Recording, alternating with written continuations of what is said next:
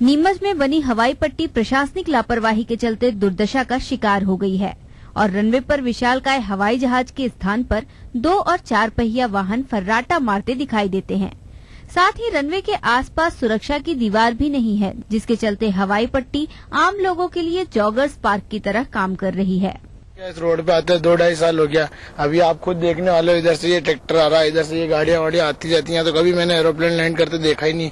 सीधा गाड़ियां या तो 2 व्हीलर तो कहीं 4 व्हीलर, यही लोग ही चलाते रहते हैं, आपस में ड्राइविंग वगैरह सीखते हैं। तो कभी एरोप्लेन ना कुछ देखने को मिला ही नहीं, इतना टाइम हो गया। नीमच में सीआरपीएफ की छावनी भी है और ये इलाका राजस्थान सीमा से सटा हुआ है। साथ ही यहाँ पर विशिष्ट लोगों का दौरा भी होता रहता है। इसके बावजूद प्रशासन ने इस हवाई पट्टी की ओर से आंख मूंद रखा है। हवाई पट्टी के लिए हमने बहुत बार प्राक्कलन भेजे हैं। इस बार अभी इस साल के बजट में उसकी स्वीकृति हुई है, जिसका हमने प्राक्कलन बना के 4 करोड़ 20 लाख का बना के भेजा है, जिसके अंदर डामरीकरण भी है, गार्ड रूम वगैरह का निर्माण भी है और उसके अलावा हवाई पट्टी की कुछ लेंथ बढ़ानी है। इंदौर के बाद ये इस इलाके की एकमात्र हवाई पट्टी है, लेकिन वो अपने कायाकल्प होने की उम्मीद में दम तोड़ रही है और रनवे को भी उस दिन का इंतजार है जब उसके सीने को रौंदता हुआ कोई उड़न खटोला आसमान की ऊंचाइयां नापेगा। ईटीवी न्यूज के लिए नीमच से मुस्तफा हुसैन की रिपोर्ट। फिलहाल बुलेटिन में इतना ही। दीजिए इजाजत। आप देखिए तिरछी नजर। नमस्कार।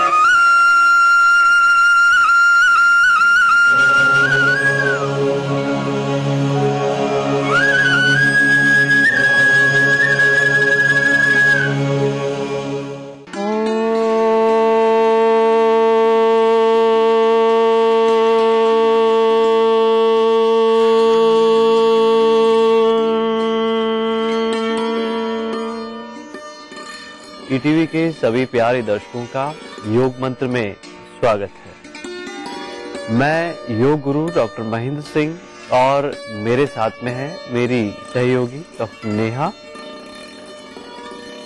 आज हम करेंगे पशु विश्राम आसन का अभ्यास, लेकिन इससे पहले एक बार फिर से देख लेंगे कल हमने जिस आसन का अभ्यास किया था। वीरभद्रासन को करने के लिए सबसे पहले अपने स्थान पर खड़े हो जाएंगे। शरीर को बिल्कुल एक सीध में रखते हुए दोनों पैर मिला लें, दोनों हाथ थाइस के पास में रखें, हाथ जंघा के पास में रखेंगे, दृष्टि सामने रखते हुए अब धीरे धीरे अपने बाएं पैर लेफ्ट लेग को आगे की तरफ लेकर आएं। पीछे से पैर को भी और थोड़ा सरका लें, साथ गैप रखें अधिकतम। अब बाएं पैर को घुटने से और अच्छे से मोड़ लें, बेंड कर लें। धीरे धीरे दोनों हाथ सामने लाते हुए नमस्कार की स्थिति में लाते हुए अधिकतम बैक थाइस की स्ट्रेचिंग करेंगे। हाथ बिल्कुल सीधे रखते हुए अपर आर्म्स को कान के टच करते हुए इस तरह से बदल के करेंगे। पशु विश्राम आसन को करने के लिए सबसे पहले दोनों पैर सामने से खोल लेंगे।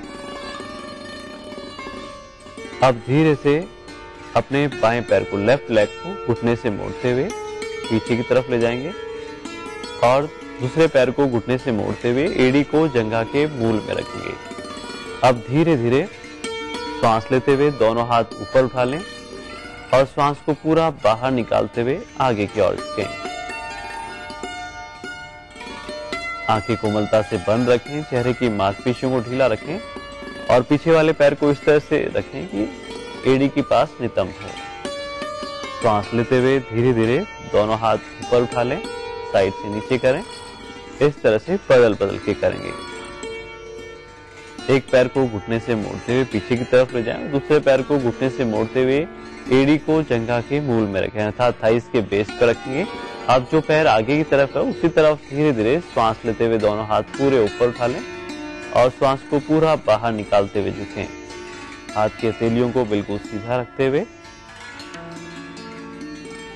शरीर को बिल्कुल ढीला छोड़ दें इस स्थिति में और फाइनल पोजीशन में कोशिश करें श्वास को रोकने की, अर्थात पहले श्वास को बाहर निकालते हुए झुकें, फिर श्वास को हल्का सा रोकें और बिल्कुल धीरे धीरे श्वास लेते हुए वापस दोनों हाथ ऊपर उठा लें और साइड से नीचे करेंगे। एक बार फिर से देखें इस आसन को। सबसे पहले दोनों पैर सामने से इस तरह से खोल लें और एक पैर को घुटने से मोड़ते हुए एड़ी को नितंब के पास में रखें। श्वास लेते हुए हाथ ऊपर उठा लें पूरा और श्वास को पूरा बाहर निकालते हुए आगे झुकें। बिल्कुल स्वस्थ हैं तो श्वास को रोके रखने की कोशिश करें इस स्थिति में और बिल्कुल धीरे धीरे श्वास लेते हुए दोनों हाथ ऊपर उठा लें और साइड से नीचे कर लें। रिलैक्स करेंगे। दोनों पैरों को सामने की तरफ खोलते हुए विश्राम कर लें।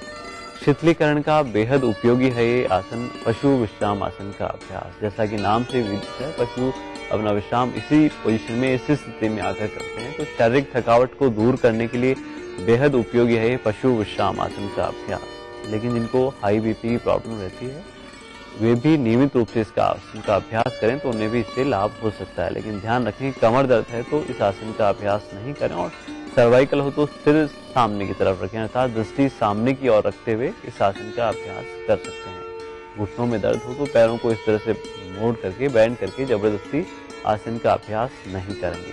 आज का योग मंत्र है, हमें खाना खाने के 1 घंटे पहले और 1 घंटे बाद ही पानी का सेवन करना चाहिए और वैसे भी पूरे दिन के अंदर हर 1 घंटे में 1 गिलास पानी हमें अवश्य पीना चाहिए। लेकिन जो हृदय रोग से पीड़ित हैं वे किसी डॉक्टर की सलाह से ही पानी का सेवन करें। तो आज के लिए बस इतना ही। कल हम फिर हाजिर होंगे एक नए योग मंत्र के साथ। तब तक के लिए नमस्कार।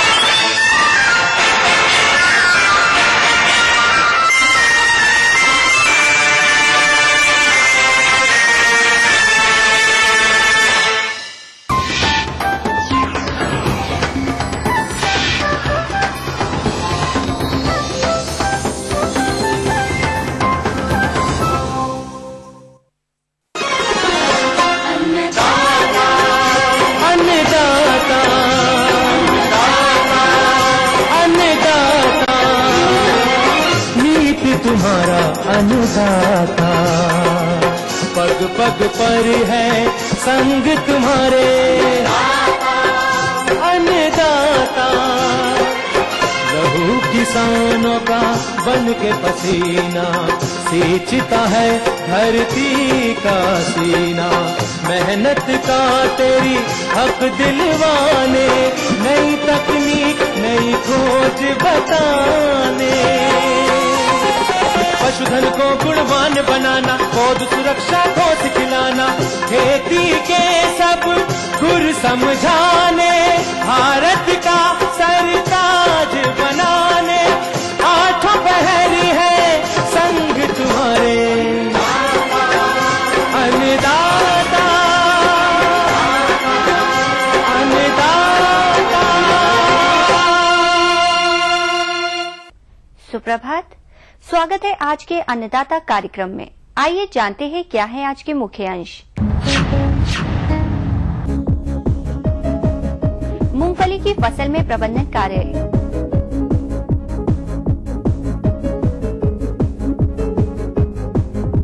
तरबूज की फसल में की जाने वाली सच्ची क्रियाएं,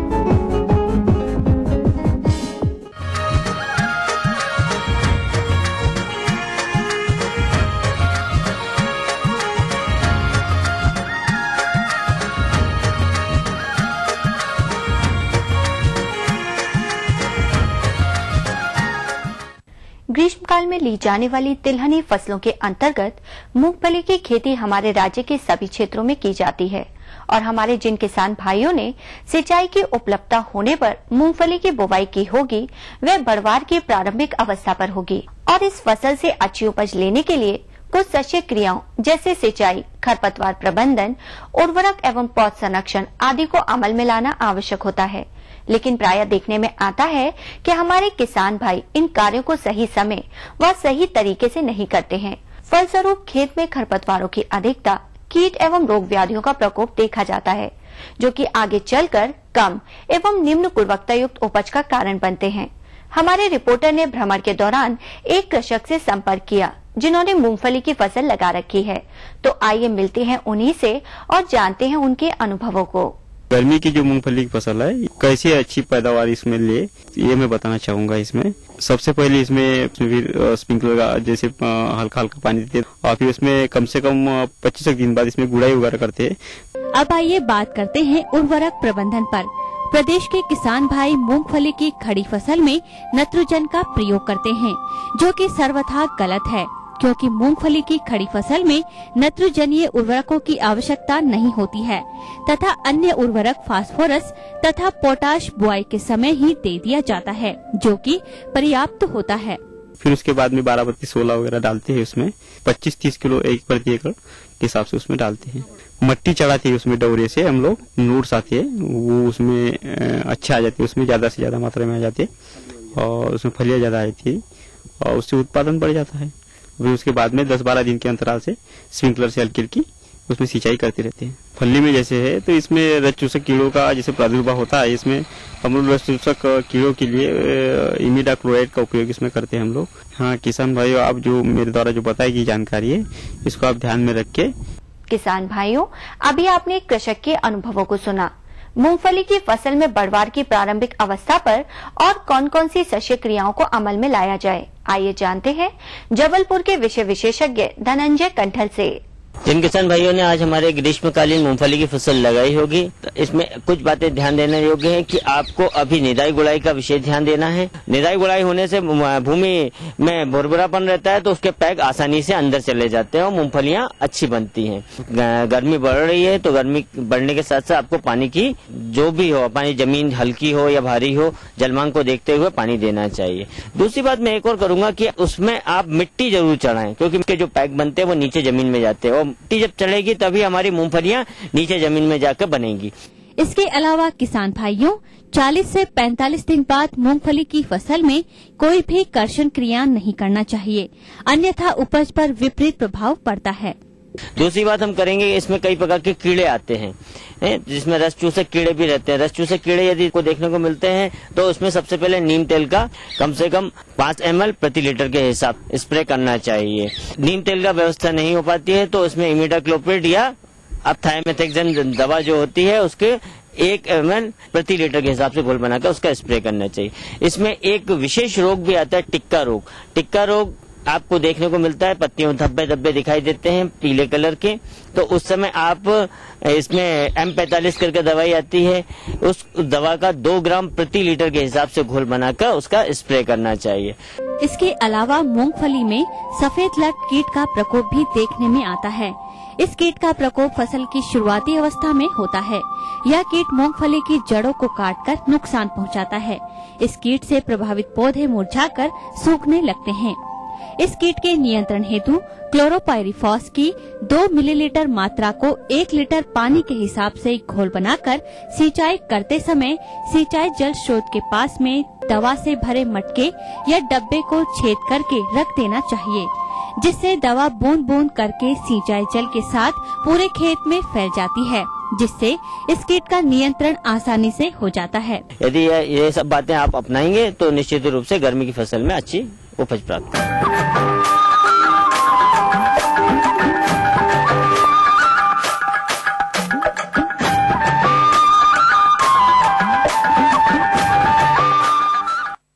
किसान भाइयों, व्यावसायिक फसलों के अंतर्गत पान के महत्व को तो आप जानते ही हैं, जिसकी खेती हमारे प्रदेश के अनेक क्षेत्रों में व्यापक पैमाने पर की जाती है। तो किसान भाइयों, पान से अच्छे उत्पादन के लिए इस समय आपको पुराने पान बरेजे में कुछ आवश्यक शस्य कार्यों को करना जरूरी है, जिसमें सिंचाई एवं पोषक तत्व प्रबंधन के साथ साथ अन्य कुछ और महत्वपूर्ण क्रियाएं प्रमुख हैं, क्योंकि आने वाले दिनों में दिन प्रतिदिन मौसम में बदलाव आएगा। ऐसे में यदि आप इन शस्य क्रियाओं पर ध्यान नहीं देंगे तो आपकी फसल का विकास ठीक प्रकार से नहीं होगा और साथ ही रोगों व कीटों का भी प्रकोप बढ़ जाएगा। परिणाम स्वरूप आपको गुणवत्ता युक्त पत्तों की प्राप्ति कम होगी। अतः किसान भाइयों, आपको पान के परेजों में इस समय क्या क्या देखरेख करना है, इस विषय पर जानकारी देने जा रहे हैं एक विषय विशेषज्ञ डॉक्टर IAS सिद्दीकी। मैं उन किसान भाइयों को जानकारी देने जा रहा हूं जिनके नए बरेजे भी बन रहे हैं, लेकिन जो बरेजे पुराने हो चुके हैं, उन पुराने बरेजों का किस तरह से वो प्रबंधन करें, मैनेजमेंट करें, और उसमें जो पान बेल लगी उसका किस तरह से प्रबंधन करें कि उन पुराने बरेजों से भी अधिकतम लाभ ले सकें। तो मैं अपने किसान भाइयों को बताना चाहूंगा कि जो बरेजे हमारे पुराने हैं, उनके पुराने बरेजे हैं, तो उनमें सर्वप्रथम वो ये देखें कि बरेजे, चूंकि तेज हवाएं चलेंगी, पानी बरसेगा आगे चल के, तो उसमें नुकसान होने की, क्षति होने की संभावना रहेगी। तो सर्वप्रथम वो ये देख लें कि अगर कोई भी बांस उनके पुराने पिछले साल से अब तक नष्ट हो गए हों या उसमें कोई दीमक लग गया हो, तो उन सारे बांसों को चिन्हित करके उनको बरेजे से वो बांस हटाकर नए बांस लगाएं, ताकि बरेजे को दृढ़ता मिले। दूसरी बात, जो चारों तरफ उन्होंने टटिया लगाई है या पॉलीथीन सीट लगाई हो, वो अगर क्षतिग्रस्त हो गई तो उसको बदल दें, ताकि कहने का मतलब है कि उस बरेजे को नया रूप आप दे दें, तो आपका बरेजा मजबूत हो जाता है और आप आंधी से और तेज हवाओं से और बरसात से उसको बचा लेते हैं। अब बात आती है कि आपके उस बरेजे में जो पान बेल है उसका आप किस प्रकार से प्रबंधन करेंगे। तो हमारे किसान भाई करते हैं ऐसा है कि जो उनके पुराने बरेजे हैं उससे वो बेल लेते हैं। तो जो किसान भाई हमारे पान बेल उससे ले रहे हों तो उससे पान बेल लेकर अपने नए बरेजों में लगा लें, और नए बरेजों में लगाने के बाद फिर जो आपकी जो शेष पान बेल जो बचेगी उसकी आपको लिटार करना पड़ेगी, जिसको लेयरिंग कहते हैं। लेयरिंग करने का मतलब हमारा किसान भाई समझ रहा है कि जहां भी बेल लगी है उससे आपने कटिंग के लिए निकाल ली, बाकी शेष जो बेल है उसको जमीन पे आप लिटा देते हैं, और जो उसकी गांठें होती हैं उसी में मिट्टी सब डालते हुए चलते हैं। जहां गांठें होती है उसी से नए इंटरनोड्स होते हैं, जो गांठ होती है उसी से नई बेल फिर प्रारंभ शुरू हो जाती है। तो आपको एक पान बेल से कई 4-5 कम से कम नई पान बेल मिल जाती हैं, और उनका आप फिर से नए सिरे से बांधना पड़ेगा आपको। लेकिन किसान भाइयों को मैं बताना चाहूंगा कि चूंकि ये बरेजा आपका दूसरे वर्ष का है या तीसरे वर्ष का है, पुराना है, तो ये बेल आपकी पुरानी हो जाती है, तो इसको नए बरेजे की अपेक्षा कुछ खाद पानी की आवश्यकता ज्यादा पड़ती है। उसके लिए जरूरी है कि हम किसान भाइयों को सिर्फ यही सलाह देते हैं कि जहां तक हो आप इसको, जो खलियां होती हैं हमारी कार्बनिक जो खादों में आती हैं खलियां, जैसे तिल की खली है, अंडी की खली है, कहीं कहीं लोग सरसों की खली डालते हैं, तो इसको पतले घोल के रूप में आप, अगर मान लो आपका बरेजा 1 एकड़ में बना है तो 25 से 30-40 किलोग्राम तक खली आवश्यकता अनुसार उसको सड़ाइए अच्छी तरह से। जब वो पूरी तरह से सड़ जाए उसका पतला घोल बनाकर इसको डालना शुरू करिए।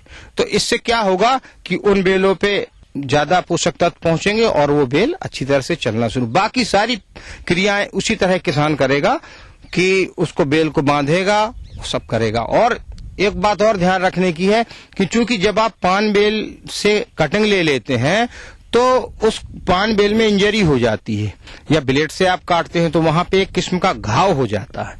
तो घाव होने से क्या होगा कि तरह तरह की फफूंदी या कीड़े आने लगते हैं और उसमें इन्फेक्शन, संक्रमण शुरू हो जाता है। इस संक्रमण से बचने के लिए आवश्यकता है कि हमारा किसान भाई कोई भी, जैसे जो फफूंदी नाशक दवाएं होती हैं, जैसे मैंकोजैब है, 3 ग्राम प्रति लीटर की दर से इसका महीने में 1 बार छिड़काव अवश्य करता रहे उन पुराने बरेजों में, जिससे किसी भी फफूंदी जनित बीमारी ना आए।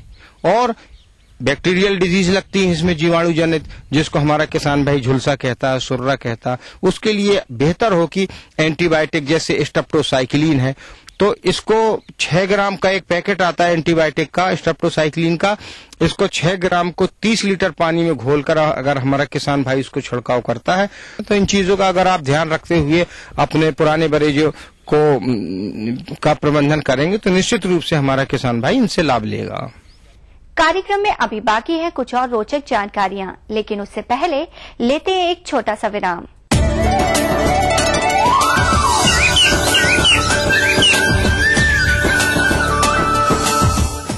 सतारा जिले की रामबाबू पाटिल महिंद्रा फाइनेंस को जब मिलने आए थी, उनके पास सिर्फ पुरखों की जमीन, ट्रैक्टर कहाँ था, सिर्फ हौसला था मन में पक्का, जिसे हमने पहचाना। जहाँ दूसरों ने देखा सिर्फ एक आम बंदा, हमने देखी बंदे की कमाने की क्षमता। इसीलिए कहते हैं वाहन कोई भी हो, लोन हम देंगे। महिंद्रा फाइनेंस, बंदे में दम, पहचाने सिर्फ हम। सभी धान उत्पादक किसानों की गंभीर भयावह बोझ बनती समस्या तथा कम होती आय के कारक है हानि पहुंचाने वाले कीट एवं रोग। क्या इस जटिल होती समस्या से निजात पाने हेतु है कोई कम लागत में पर्यावरण मित्रवत समाधान? जी हाँ, ईटीवी अन्नदाता आपके सामने प्रस्तुत करता है धान में समेकित नाशी जीव प्रबंधन VCD के रूप में। VCD के लिए संपर्क करें अन्नदाता, रामोजी फिल्म सिटी, हैदराबाद।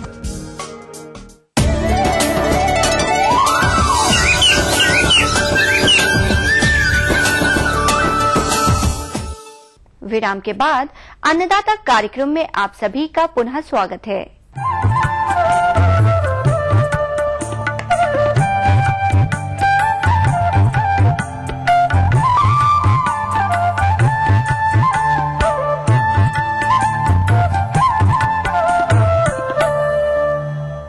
कद्दू वर्गीय फसलों के अंतर्गत हमारे जिन किसान भाइयों ने तरबूज की फसल लगा रखी होगी, वह बुवाई के समय अनुसार कहीं बढ़वार एवं कहीं पुष्पन की अवस्था पर होगी और इस फसल से अच्छा उत्पादन लेने के लिए आवश्यक है कि इसमें समय समय पर किए जाने वाले प्रबंधनों जैसे खरपतवार प्रबंधन, सिंचाई, उर्वरक, कीटों एवं रोगों से बचाव आदि पर विशेष ध्यान दिया जाए।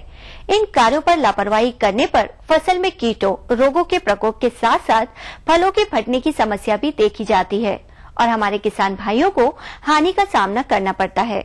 हमारे रिपोर्टर ने भ्रमण के दौरान ग्राम तेगांव, जिला छिंदवाड़ा के कृषक सुधाकर ठाकरे से संपर्क किया, जिन्होंने तरबूज की फसल लगा रखी है।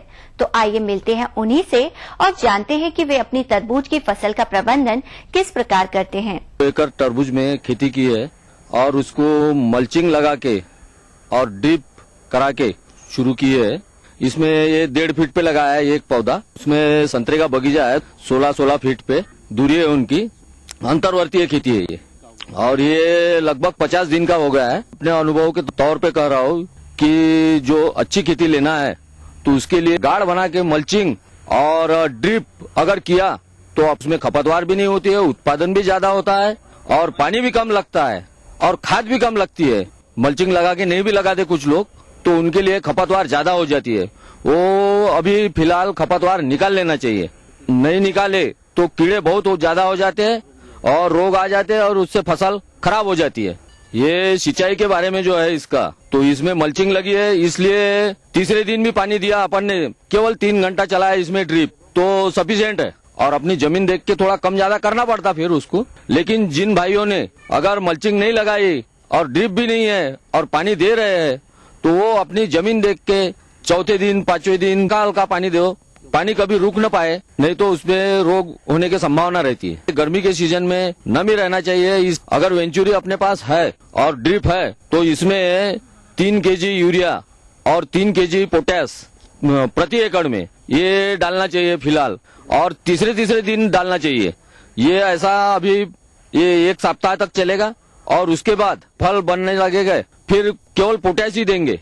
पोटैश 3 किलो की मात्रा से ही चलने दीजिए 1 एकड़ में। 100 ग्राम का फल जब हो जाता है तो उसके बाद उसको बंद कर देना चाहिए। 100 ग्राम का फल हो जाता है तो फिर वो अपने आप बन जाता है, कोई खाद वाद नहीं लगती उसके बाद। जिन भाइयों ने ड्रिप नहीं लगाया है वो 20 किलो पोटैश और 20 किलो यूरिया 1 एकड़ में प्रति सप्ताह के हिसाब से गुड़ाई करके रोपे के पास थोड़ा डाल दे और गुड़ाई करके पानी छोड़ देना चाहिए, तो इससे अच्छी उपज मिल सकती है। इसमें कीटों का भी आक्रमण होता है, जैसे लिप माइनर वाइनर है, इस चूसने वाले कीड़े आ जाते तो उसके लिए सभी फवारों में नीम तेल आप जरूर डालो, 5 ml प्रति लीटर के हिसाब से। जिनके यहाँ कीड़े ज्यादा ही है वो क्लोरोपायरिफास 2 ml प्रति लीटर में जरूर डाले और उससे अच्छी फसल रह सकती है।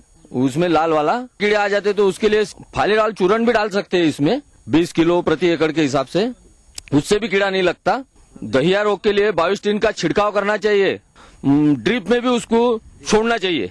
बाविस्टीन और एडोमिल ये ऐसे जो है 100-100 ग्राम करके अगर पहले से छोड़ते रहे हफ्ते में एक बार तो कोई रोग नहीं आता। ये 1 एकड़ में केवल 100 ग्राम चाहिए। अगर ड्रिप नहीं है तो 2 ग्राम बाविस्टीन 1 लीटर पानी में डाल के और छिड़काव कर देना चाहिए।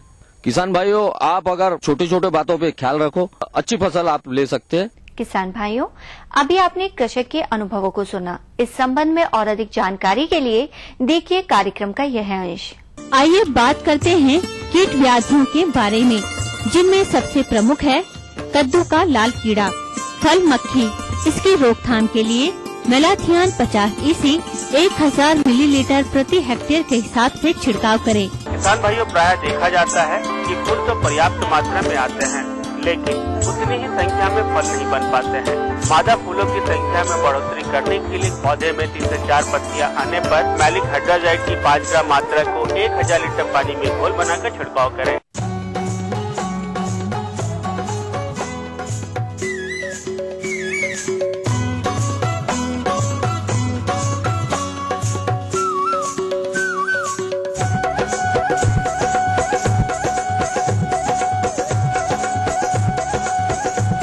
हमारे प्रदेश के अनेक किसान भाई कृषि के साथ साथ पशुपालन अपनाए हुए हैं, क्योंकि कृषि से पशु एवं पशुओं से कृषि की आवश्यकताएं जुड़ी हुई हैं और इस व्यवसाय की सफलता का मुख्य आधार ओसर बच्चियों के ऊपर ही निर्भर है। अतः ये आवश्यक है कि इन बच्चियों की अच्छी तरह से देखभाल की जाए और इसमें आहार प्रबंधन एक प्रमुख पहलू है, क्योंकि अक्सर देखने में आता है कि पशुपालक भाई इन्हें अनुत्पादक समझकर इन्हें उचित पोषक आहार देना व्यर्थ समझते हैं, जिससे इनकी शारीरिक वृद्धि, प्रजनन क्षमता तथा बाद में दुग्ध उत्पादन क्षमता प्रभावित होती है और हानि का सामना करना पड़ता है। अतः पशुपालक भाइयों, इस व्यवसाय से अच्छा लाभ लेने हेतु आपको इन बछड़े बछड़ियों का आहार प्रबंधन कैसे करना है, इसकी जानकारी के लिए देखिए कार्यक्रम का यह अंश। किसान भाइयों, दूध देने वाले पशुओं की शारीरिक वृद्धि अधिक दुग्ध उत्पादन की ओर इंगित करती है। इसके लिए पशुओं को उचित देखभाल, चारा दाना प्रबंध आज बहुत आवश्यक है, किंतु अच्छी वृद्धि दर पुराने जानवरों की जगह नए जानवर लाना आसान करती है। एक 18 महीने की बछिया का वजन लगभग 200 से 250 किलोग्राम एवं पड़िया का वजन लगभग 250 से 300 किलोग्राम तक हो जाता है। एक अच्छी गाय अथवा भैंस प्राप्त करने के लिए बछिया अथवा पड़िया को कुछ प्रबंध करने की आवश्यकता होती है, जो इस प्रकार है। जब छोटे बच्चे दूध पीते हैं अर्थात 6 माह की उम्र तक नर व मादा बच्चों को एक साथ रखते हैं। इसके बाद उनकी अच्छी वृद्धि के लिए अलग अलग बाड़ों में कर देते हैं। अब आइए बात करते हैं बछियों एवं पड़ियों के पालने के तरीके पर। बाड़ा विधि। इस विधि में बछियों एवं पड़ियों को बाड़ा में रखते हैं, जिसमें पर्याप्त छाया आदि की व्यवस्था रखते हैं। खाने में बरसीम, लूसर्न, लोबिया इत्यादि प्रोटीन युक्त चारे देते हैं। इसके अलावा इनको 18% प्रोटीन एवं 60 से 70% तक कुल पाच्य पोषक तत्व युक्त दाना देते रहते हैं। दाने की मात्रा को एक तालिका के अनुसार देते हैं, जो इस प्रकार है।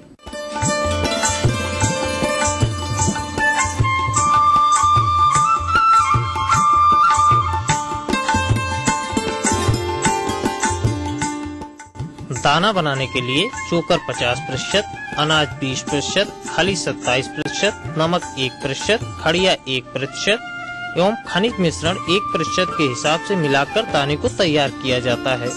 बछिया लगभग 18 से 30 माह में एवं पड़िया लगभग 36 माह में गर्भवती हो जाती है। इसके लिए गाभिन होने से ब्याने तक 1.5 किलोग्राम दाना प्रतिदिन अतिरिक्त देना चाहिए। गाभिन होने से बच्चा देने तक के बीच जो भी खिलाई की जाती है उसे स्टीमिंग अप कहते हैं और यह बच्चे के गर्भ में विकास, दुग्ध उत्पादन को बढ़ाता है। बच्चा देने एवं प्रजनन की आयु। एक अच्छी दशा में पाली गई बछिया 2 से 2.5 वर्ष एवं पड़िया 2.5 से 3 वर्ष में पहली बार गर्भ धारण